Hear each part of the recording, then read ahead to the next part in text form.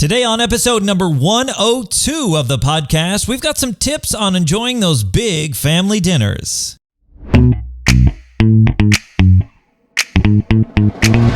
What's up, VIPs? Welcome to Life After Sight Loss Radio, the podcast helping you discover life after sight loss. My name is Derek. I am your resident VIP, aka visually impaired person, and across the table from me, as always, is our resident sighted supporter, my lovely wife, April. Hi. All right, dear. Well, as you just mentioned before we started recording, Easter is just around the corner at the time of this recording. It's just a little less than a month away, and it made me think about people coming over to houses, for Easter. Maybe they have Easter lunch, Easter dinner, something like that. Yep. And I think about Thanksgiving, Christmas, maybe you have a barbecue, maybe you have a time where you go out to dinner with people, and those can be some stressful times, especially if you've just recently lost your sight. Right. Because you put all that junk on the table and you're like, I don't know what is happening. Yep. So I actually wrote a blog post about this years ago when I was writing a blog, and I thought, you know what, these are still good tips, and I thought we'd visit them here. We could talk about it, share some stories. So we've got 5 tips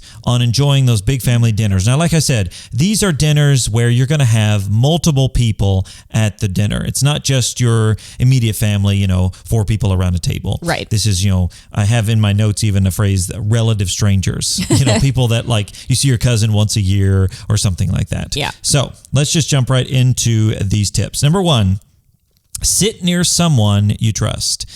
This is always helpful because if you sit near somebody who doesn't know that you're blind or isn't sure how to deal with your blindness, they're either going to ignore you completely or be so over the top trying to help you. It's like, I'm good.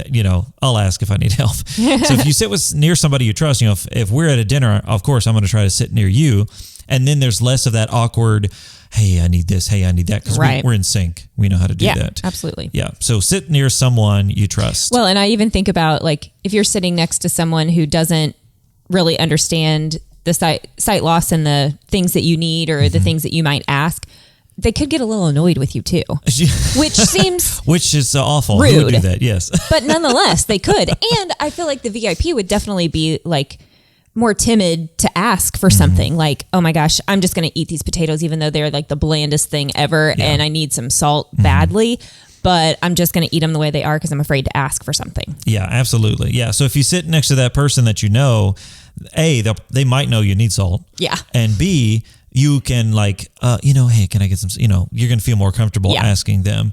And, if somebody does get annoyed, let's say you sit next to somebody that is, you don't see very often and they're a little gruff and you're like, oh, they're just going to get annoyed. Then that makes you mad. Yes. And then it's a whole thing. Right. It's like, oh, we just need to and enjoy your holiday is ruined. Your meal is ruined. It doesn't have to be a holiday. No, your meal is ruined because, you didn't sit next to somebody that could help you out the best way possible. I think this goes along with reading a menu at a restaurant as well. Yeah. I know this isn't necessarily a family meal thing, but you could be out to dinner with, if there's a celebration or something. Yeah. You go out to dinner. Definitely want to sit by somebody who's willing to go through the menu with you, narrow it down a little bit, or maybe look at the menu ahead of time, which I think we've talked about before. But nonetheless, someone who's not going to be annoyed because you're asking them to read the description of, 4 different things. Yeah, that's always a challenge. Just kind of a side note to it. But yeah, it's when you have somebody read the menu, you want somebody who's going to, knows what to read, because honestly, I don't need everything read. Right. I know there's some things I don't like.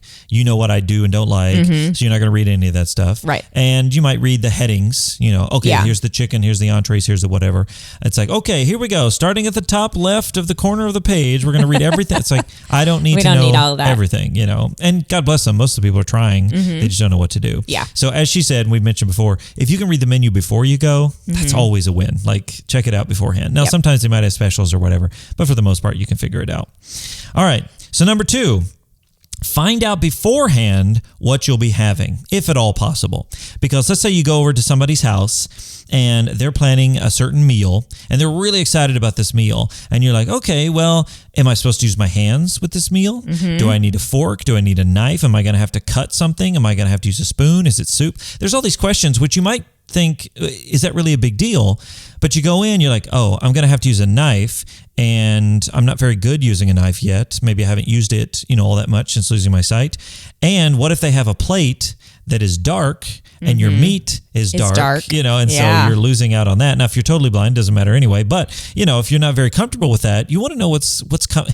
It's always better to know what's going to happen beforehand, just like we talked about with the menu. Yeah. If you can know going in what, you know, a general idea, hey, are you going to serve chicken legs or chicken breasts that I have to cut? Yeah. Are you going to serve vegetable soup or am I going to have to stab the vegetables with my fork? It doesn't seem like a big thing, but any preparation you can make in your head mentally, okay, I'm ready for the soup. I'm going to eat, you know, I'm ready for whatever. And two, you might be having salad or soup. Right. And it's like salad is cold, soup is hot. So if you just shove the salad in, it's not going to make a big difference. If you shove the soup in, you know, this is hot. So, yeah. Well, and maybe the style of which it will be served as well. You know, are you going to have a family style where the dishes are passed around and you're going to be potentially serving yourself? Or is it going to be a buffet style where you're going to go down and you're going to need someone to help you say, you know, you get the dish passed to you on a family style and you're like, oh, here's the green beans and, you know, no big deal. But then you go down a buffet and they're like, okay, you need to say, do you want green beans? Do you want potatoes? Do you want whatever the case might be? And so it's this way in which it's prepared or served as well, I guess. Yeah. And honestly, that goes back to that point number one, you know, sit next to someone you trust, be with someone you trust, because there are times even, you know, at our own house, there might be times where we have a thing, you know, on the counter, like, I don't know, 5 things or whatever. Sure. And somebody will say, oh yeah, the potatoes are right here. And they're trying to be helpful, you know, and that's great. But right here means nothing to me. And not only do the potatoes being right here mean nothing, where's the spoon? Because the spoon could be anywhere. If it's a bowl, it could be anywhere around the bowl. It could be next to the bowl. It could be, you know, whatever. Right. And so there's all these details that people don't think about, nor should they, because they're not blind and don't deal with blind people that much. And so slowly they have to figure it out. Being at a dinner is not the time you want to start training everybody and take, you know, a 45-minute lesson on how to be blind. Your food will get cold. It's like, hey, sorry, your food's cold, but I thought everybody should learn how to be, you know, whatever. I have a question. Oh, yes. How many times have you tried to find the spoon and stuck your hand in the dish? Not a ton. I mean, there have been times. Now, I know what it is. So if it's, you know, I don't know, hot something, I'm going to be a lot more cautious. What I always try to do is put my hand towards like the side of the bowl and then reach up and try to follow the rim. Okay. But the problem is with that is I'm touching so much. Yeah. You know, so if you're 50 people, you've touched everything and people don't appreciate that. So yeah, most of the time that's why when we go to buffets, I do not reach down to get anything. Yeah. Now some people they're like, I'm confident, I can find it, it's good, and kudos to them, but I'm too nervous about sticking my hand in food that everybody else is going to eat. Yeah. That's just, you know, A, it's embarrassing, and B, it's not very sanitary.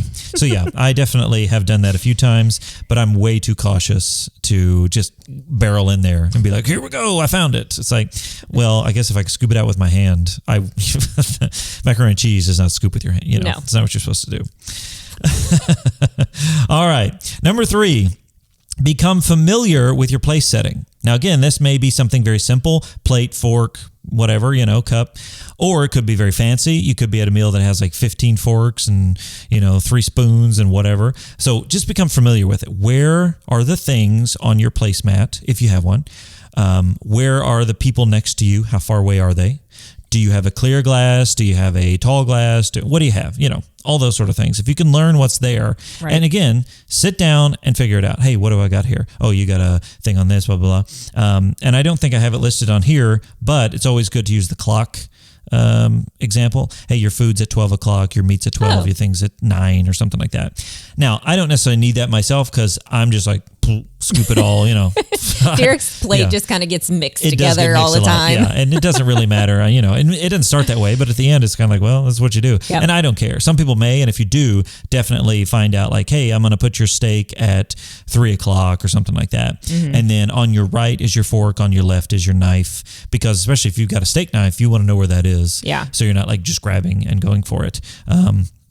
And we're going to talk about this number 4, but learn where your glass is, especially if it's clear, and maybe put it back in the same place each time. Every time, you know. Yeah. And if you're out to dinner and somebody is serving you, that server probably isn't going to put the stuff back in the same spot every time. It's not their fault. They're just trying to get around to the table, especially if they've got 14 people at a table. They're trying to serve everybody. They're like, you need a refill? Here it is. And they're just going to set it down. Right. And again, that's fine. But make sure you know where they set it down. Be listening, have somebody next to you, figure that out, because inevitably it might get knocked over, and that's not what you want. Right. So learn your area, learn where everything is, learn what you're using.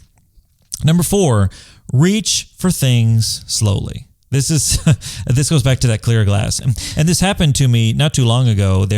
My son has a little glass that is clear and that he drinks water out of, to take a medication or, whatever, right. Get a quick drink of water. Well, he had left it on our table and there was a little bit of water in it and I didn't see it. And so I was setting the table and I knocked the glass over. Now, you would think, didn't you hear it? No, it's small. I was moving things around anyway, and so the noise didn't even register that it was a glass. Action happening in the house. The TV was probably on. Yeah. Somebody may have been talking to you. All the things. Yeah. So it fell over and water spilled out on the table, which I didn't realize. So it stayed there, and it actually fell and ruined the top box of a gift box. Now, luckily, it wasn't a huge deal. We were able to get something else, but it was like, Yeah. And not only that, but the wood and this whole thing. So if you're out to dinner, if you're at somebody's house, reach for things slowly. Just okay, I'm going to find my water, and don't go at it. What I try not to do is go from the top. I try to go from the bottom, because if I hit the bottom, there's less likely a chance to knock it over. If I hit the top, there's more chance of knocking it over. And just all the little things I've thought of, that don't really mean much to anybody else, but I will try to go at it from the bottom, because again, even if you have a little bit left, that little bit's on the bottom, not on the top. Right. So, it's going to stabilize it a little bit. And again, I always try to get a glass that's contrast, yellow on dark wood or something like that. But if you're reaching for something, and if you can, this is a side note, get somebody to pass it to you. Like, hey, can you pass me the salt? I don't want to, reach across the table and knock 15 glasses over. Have them pass you the salt. It's always easier that way. All right. And then number 5, enjoy the insane amount of food that you'll be eating. Now, here's the thing. We've talked about all these different ways, different tips, things to do, and there's probably others which we'll get into, but you got to enjoy this time. This could be a holiday. This could be a celebration, could be a birthday, could be a barbecue, could be all kinds of wonderful things. And you want to enjoy that time. Right. Even if it's just a get together with friends on the weekend, you want to enjoy the food. You want to enjoy the company. And so use these tips and others just as ways to help you not worry about what you're going to do there, and focus on the food and the company that you'll have. All right, so my question for you today is this. What is one thing that has helped you during those big family meals? What's a tip that you have that you've tried out, something that we've said, something else? We'd love to hear about it. So if you're watching the video version, leave it in the comments down below, or send us an email at lifeaftersightloss@gmail.com. All right, so before we get to our quote, we've got a few housekeeping items for you. If you are watching us on YouTube, make sure you click the thumbs up and subscribe so you don't miss another single episode. That's right. And if you're listening to the audio version of the podcast, make sure to subscribe in your favorite podcast app and consider giving us a rating and a review. Also, we'd love to hear from you wherever you are. You can send us an email to lifeaftersightloss@gmail.com. And follow us on Instagram at lifeaftersightloss. That's right. All right. So here we go. We've got our quote of the week. I've got some words I think underlined for emphasis, but this is a good quote. So it says, we should look for someone to eat and drink with before looking for something to eat and drink. Epicurus. Epicurus. I don't know Sorry, who that is. It's probably a Greek incorrectly. person. It sounds like a Greek name. So we should look for someone to eat with before looking for something to eat. And again, this could be relative to your situation. But I think the point is we can all sit down and make ourselves a meal and eat, and it's fine. But sitting across from someone and sharing a meal, that's a whole different thing. Even if you knock over a glass or you're not sure what's on your plate or whatever, being next to someone, across from someone, sharing the meal, that makes the experience so much more than just eating food. Yeah. I saw another quote that was too long to share, but they talked about how in America, this was someone from Italy, and in America, kids have like things to do, things to draw on, games to play or whatever. And they said, you don't find that in Italy. Not that that's bad, but but that's not what eating together is all about. And it's much more of a community aspect. Whereas, don't get me wrong, sometimes it's like, hey, just go over here and color. Let the adults talk. The kids' table, yes, the adults' kids' table. at We all know how that Thanksgiving, goes. Things like that. Yeah. So sharing a meal with somebody else is so important, and it can build like just wonderful things when you're sitting across and sharing a meal with someone.